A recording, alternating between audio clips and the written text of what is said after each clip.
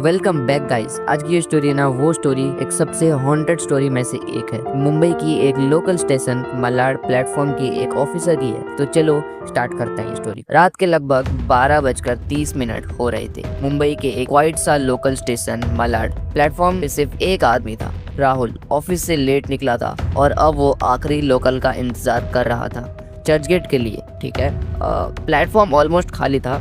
बस एक कॉर्नर में एक ओल्ड लेडी बैठी थी, सेफ्ट साइड में थी, छोटी सी थाली पकड़े हुए। राहुल ने एक बार उस तरफ देखा पर फिर फोन निकाल कर स्क्रॉल करने लगा।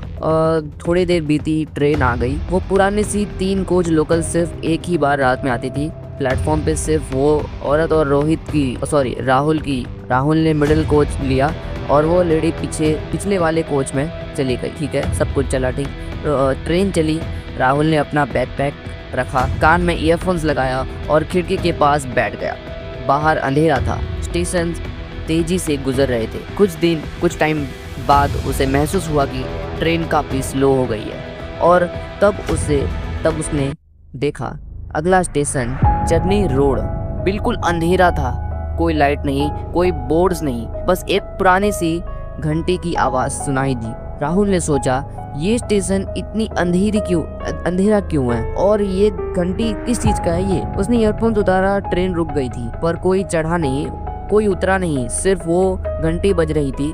हल्की सी हवा चल रही थी और एक अजीब सा साइलेंस भी था। तभी राहुल ने पीछे वाला कोच से किसी के हाथ की आवाज सुनी, जैसे कोई कोच के दरवाजे पे हाथ रखकर खींच रहा हो। उसने झांक के देखा, वो ओल्ड लेडी अब खड़ी थी, बिल्कुल सीधे उसको देख रही थी। आंखों में एक अजीब सी चमक थी, जैसे आंखें की रोशनी दे रही हो। राहुल थोड़ा घबरा गया पर सोचा शायद कोई बुढ़ी माँ है, कुछ पूछना होगा। पर तभी ट्रेन ने बिना हॉर्न के चलना स्टार्ट किया। घंटी बंद हो गई थी।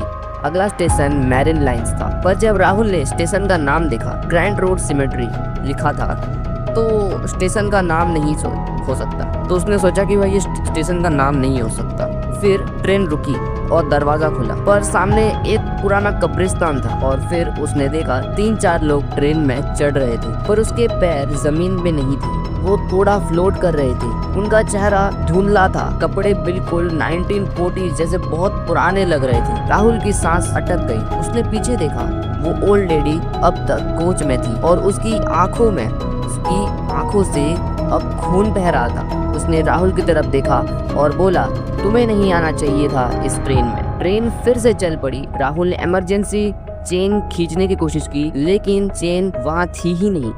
फिर उसने नोटिस किया पूरा कोच बदल गया था। सीट्स वुडन हो चुकी थी, खिड़कियों में ग्रिल आ गई थी, जैसे कि पुराने ब्रिटिशों का इंटीरियर आ चुका था। वही ट्रेन, वही मतलब स्टेशन वगैरह भी उनको ऐसे ही लग रहे थे। और तभी प्लेटफॉर्म पे एक औरत ने ट्रेन के पास भागते हुए चीखा, ये ट्रेन अब कहीं नहीं रुकेगी। ये वो आखिरी लोकल है जो सिर्फ एक बार आती है उनके लिए जो अपने जिंदगी में कुछ अधूरा छोड़ गए। राहुल ने आखिरी बार खिड़की के बाहर देखा।